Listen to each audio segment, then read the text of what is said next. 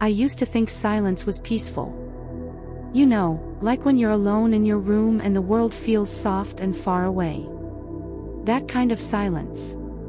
But what I experienced wasn't peace. It wasn't the absence of sound. It was something alive. My name is Ellie Granger. I live in a small town called Arden's Cross, in northern Ohio, the kind of place where people still wave from their front porches and school buses rattle like they're one bump away from falling apart. I was 14 when I died. They didn't call it that. The doctor said I had a severe concussion with a brief loss of consciousness. No heartbeat was lost, no bright lights in hospital monitors, no dramatic flatlines. But I know what happened. Because I wasn't there anymore. And something else was. It was a Friday, February 7th. I remember because it had snowed the night before, and the morning light made the whole world look like it was covered in crushed diamonds. School was cancelled, too much ice, so my friend Jordan and I decided to skate on Pine Creek Lake. It wasn't exactly legal, but people did it anyway when the ice got thick enough. I remember gliding across the surface, my scarf flapping behind me, breath fogging up in the sharp air. I felt so light. So invincible. Jordan dared me to try a spin. I laughed and went for it. And that's the last thing I remember before the sound cracked, like the world splitting, and I felt my body snap sideways. Then came the silence. But it wasn't quiet.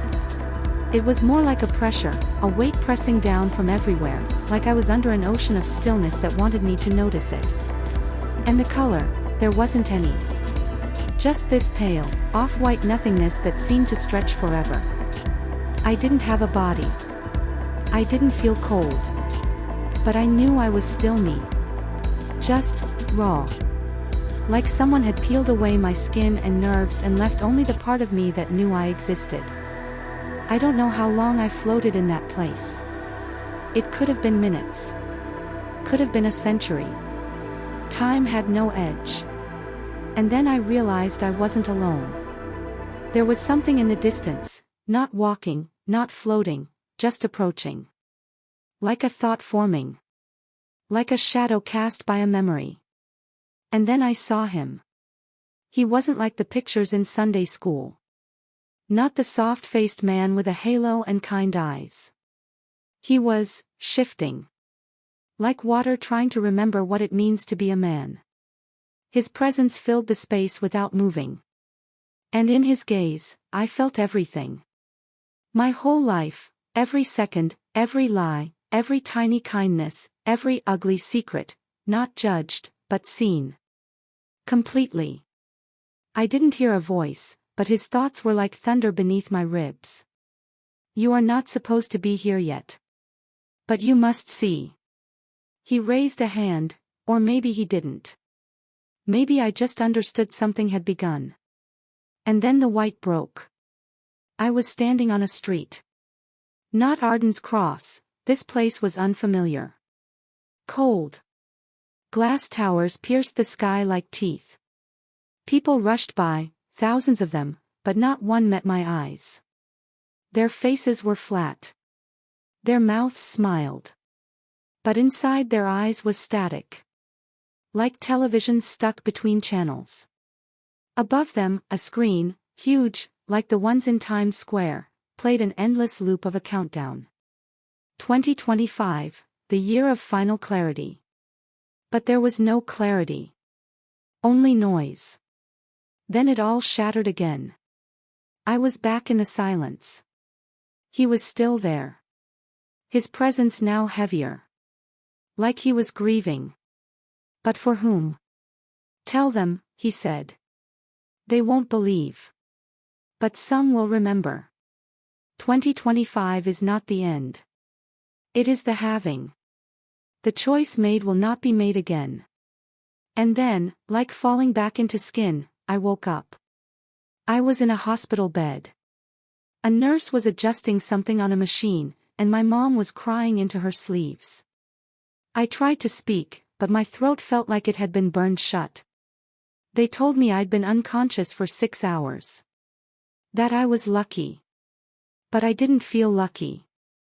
I felt like something ancient had touched me and left a mark no MRI could find.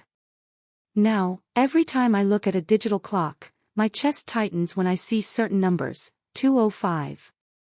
2025, 12:25. The year is already whispering.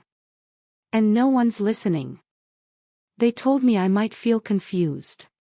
That head trauma can mess with memory, distort dreams, trigger emotional episodes. But I wasn't confused. I was aware. More than ever. I could feel the world vibrating. Not in a spiritual way. I mean literally. The hum behind the walls. The soft ticking in people's voices. The space between seconds. There's this moment that happens just before someone speaks, that silent inhale, where everything balances between what is and what might be. That's where I lived now. Trapped in the pause. The first person who knew something was wrong with me wasn't my mom, or Jordan, or Dr. Kaplan, the neurologist. It was a janitor. His name tag said Mr. Lyle, and he was mopping the hallway floor outside the hospital room when I walked past him during my release. He didn't look up. Didn't move. Just said, "You came back wrong." I froze. My mom kept walking, didn't even flinch. She hadn't heard it. I turned around. Mr. Lyle was gone. No wet floor. No mop. Just silence. After that, things got heavier. I started seeing patterns. Not just numbers, though those were everywhere. Clocks.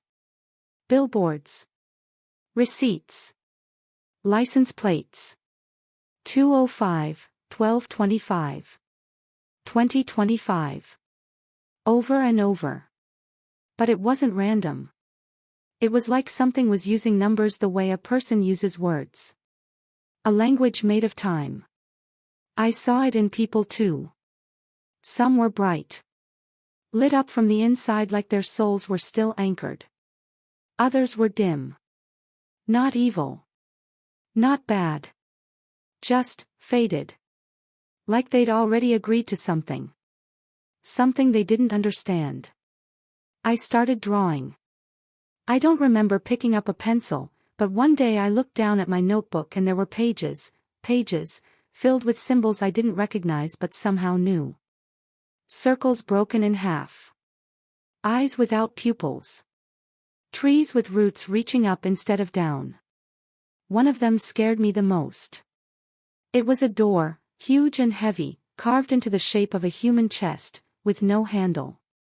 Above it, choice must not be repeated. Below it, having year. I brought it to Pastor Hiller, our local youth minister. He's always been kind. Always made time for questions. He looked at the drawing, and for a second, his hands shook. Then he closed the notebook. "Where did you see this?" he asked. I didn't lie. He went pale. "Ellie, this symbol, it was part of a band vision at the 1973 Lausanne Evangelical Summit. One of the missionaries came back from Burma claiming he'd seen it in a dream, right before he went catatonic. They removed the report. Buried it. Why?" He looked at me with eyes I wasn't used to seeing in adults, fear that had no shape. "Because the vision said that God would give the world one final mirror, and if we didn't recognize ourselves in it, the mirror would turn to stone. Forever." I left the church in silence. That night, I dreamt of the mirror. It wasn't silver or smooth. It was made of teeth. Human teeth. Stitched together with black thread. When I looked into it, I didn't see myself. I saw everyone I knew, in slow collapse. My mother, laughing at a screen as her hands withered into bone. Jordan, staring into space as a black line crawled up her spine like ink in water. And behind them all, him. The one from the white. Watching. Waiting. But he didn't speak this time. He only raised one hand. and snapped his fingers. Everything turned to salt. When I woke up, the clock read 2:05 a.m. And for the first time, I realized I wasn't alone in my room. There was a girl standing in the corner. Same age as me. Dressed like me. But her eyes were wrong. Wide. Still. Endless. She opened her mouth, and whispered something I couldn't hear. But I didn't need to. Because on my window, written in breath, were the words. Not everyone wakes up. But some of us never sleep. There's something strange about mirrors now. Not all the time, just in the moments when I'm not thinking. Like when I'm brushing my teeth, or changing my shirt, or walking past a dark window. I'll catch my reflection doing something it shouldn't. Not wrong, exactly. Just delayed. A fraction of a second too slow. Like it's waiting to see what I'll do before it follows. Sometimes I think it's not a reflection at all. But a version of me that didn't come back. After the night the girl appeared in my room, the girl with my face but someone else's eyes, I stopped sleeping through the night.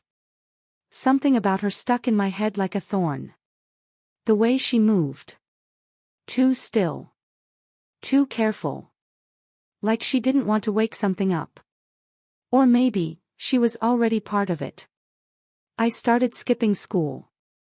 Not on purpose. I just couldn't handle being there. The bells, the announcements, the hallway noise, it all felt fabricated, like a soundstage. Like I was being watched by something behind the ceiling tiles, waiting to see if I'd play my role. Jordan noticed. She asked if I was okay. I lied. Then one day, she asked me something different. Something small. Something terrifying. Do you ever feel like we forgot something really important, like the whole world did, all at once? I stared at her. My mouth went dry. What do you mean? I asked. I don't know. It's like, there was a door in my dreams last night. A huge one. With symbols on it. And when I reached for it, I woke up crying. But I don't remember why. I just knew that whatever's behind it, we used to know. My chest tightened. I'd never told her about my drawing. Or the door. Or the phrase carved into the wood. Choice must not be repeated. But she'd seen it too. After that, I started finding them. The others. Not many. Not even people I knew. But marked, like me. Quiet, watchful. They all had dreams they couldn't explain. They saw patterns in static. Heard whispers when no one was near. Some of them drew symbols. Others woke up with sand on their feet. One girl, Maggie from Wisconsin, said she woke up speaking a language her mother swore wasn't real. We didn't call ourselves a group. We didn't call ourselves anything. We just called when the clocks hit 2:05 a.m. Every night, without fail. No ringing. Just a voicemail. One sentence each. My first message was. He's waiting behind time. Maggie's. The year split already. The first half didn't notice. Then a boy named Caleb from Florida left this. We're not remembering. We're leaking. That night, my mother found one of my sketches and threw it in the fireplace. She said I was scaring her. She said I needed help. I told her I already got help. She asked who. I didn't answer. Because I wasn't sure anymore that he was helping me. Or just using me. I tried to tell Pastor Hiller again. I showed him a page from my new notebook. On it, an eye. Split down the middle. One half was burning. The other frozen. Above it, 2025, the year the eye closed. He didn't speak. Just took off his glasses and cried without making a sound. Then he whispered. There were prophecies we weren't supposed to teach. Symbols left out of Revelation. Not because they weren't true, but because they hadn't happened yet. I asked him what happens when the eye closes. He said, "We stop being watched. And we start being hunted." The next morning, someone had broken into our garage. Nothing was stolen. But all the mirrors were shattered. Even the ones stored in boxes. Every single one. On the wall, written in black ash. "You were supposed to stay asleep." There's a sound I started hearing around March. It wasn't in the air, not like a hum or a ring. It was deeper. Under everything. A slow, low creaking, like wood twisting in a forgotten attic. Or bones adjusting in a coffin after too long a sleep. At first I thought it was just my imagination. Then I heard it in places imagination can't follow.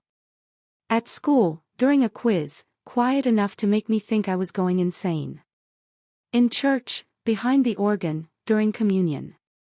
In my room, just as I drifted toward sleep. Always the same rhythm. 3 cracks. A pause. Then 2. 3 to 2. Like the numbers were counting down. Or calling out. I told Jordan.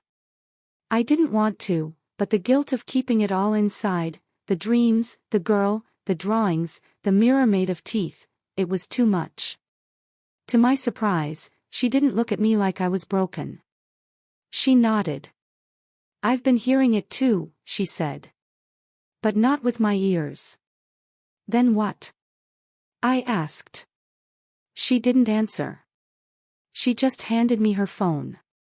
It was open to a voice memo. Recorded at 2:05 a.m. the night before. The screen just said, "God's breath." I pressed play. Static. And then, not loud, but deep, like something groaning beneath the sea floor. Creak. Creak. Creak. Pause. Creak. Creak. Then silence. Then a voice, not hers. Not mine. Not human. "You woke the wrong thing." After that, the weather changed. Not the temperature. The feel. Air felt thinner. Heavier at the same time. Wind started carrying smells that didn't belong, burnt fabric, copper, ozone after lightning but with no storm. Birds stopped flying over our house.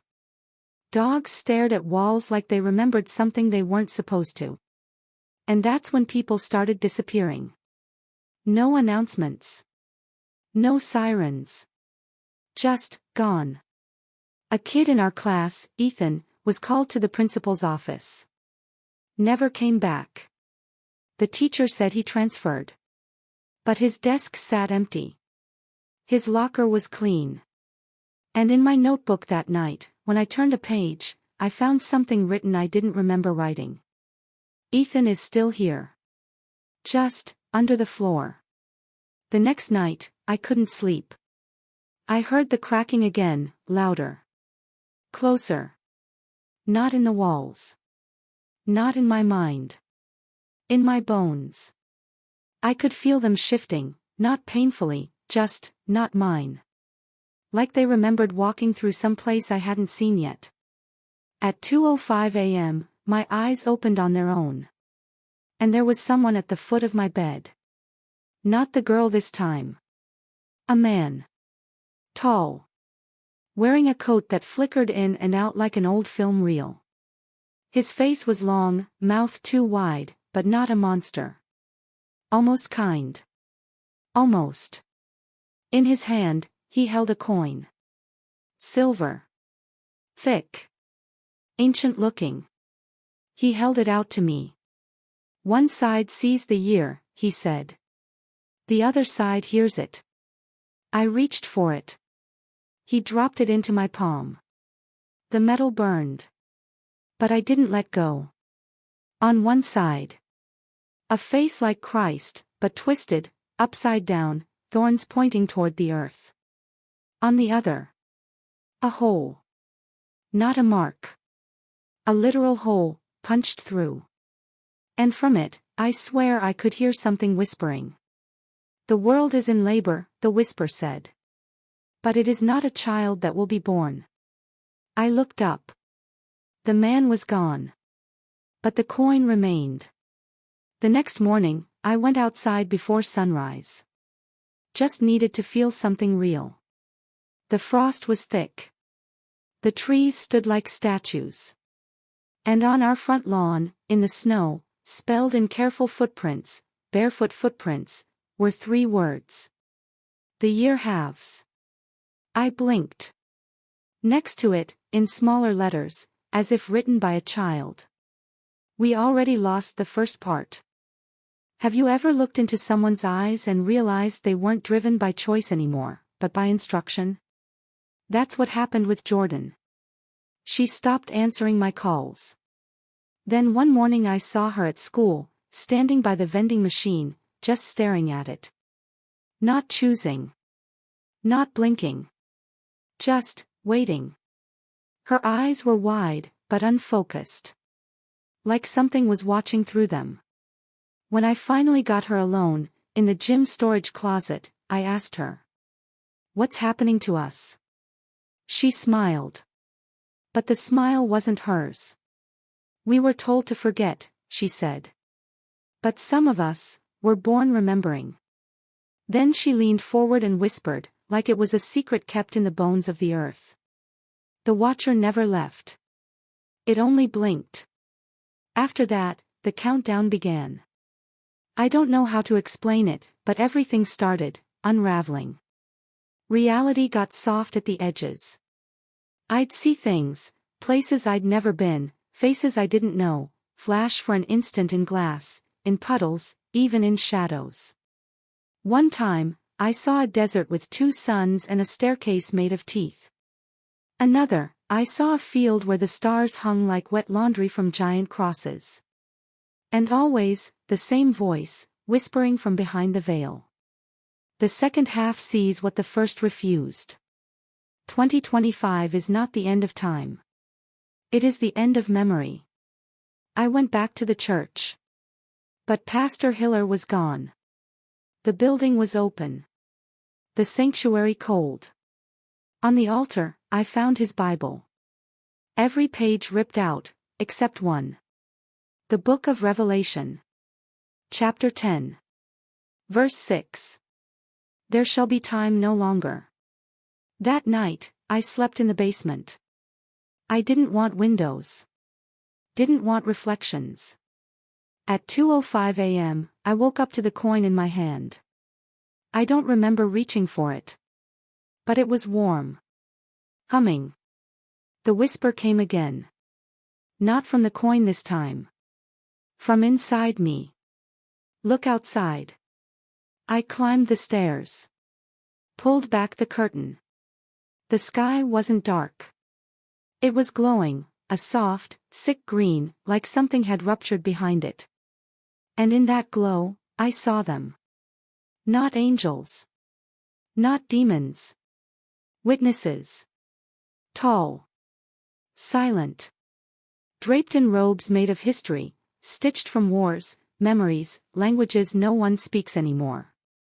They stood across the neighborhood, unmoving. Watching houses. Watching windows. And one of them turned. Looked straight at me.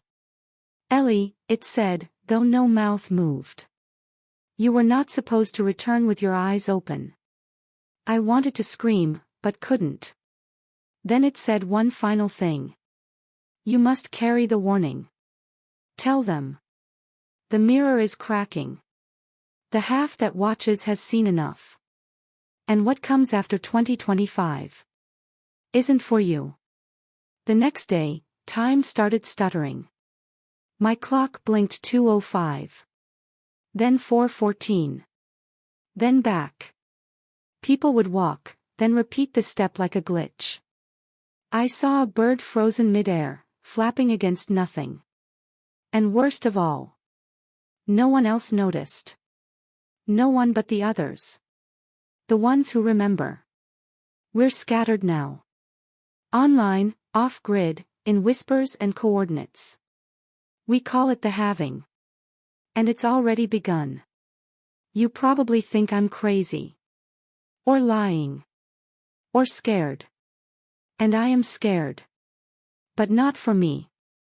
For you. Because if you're reading this, you've already seen the numbers. You've already felt the flicker. The mirror's showing you your shape. And if you don't recognize it, you won't survive the second half.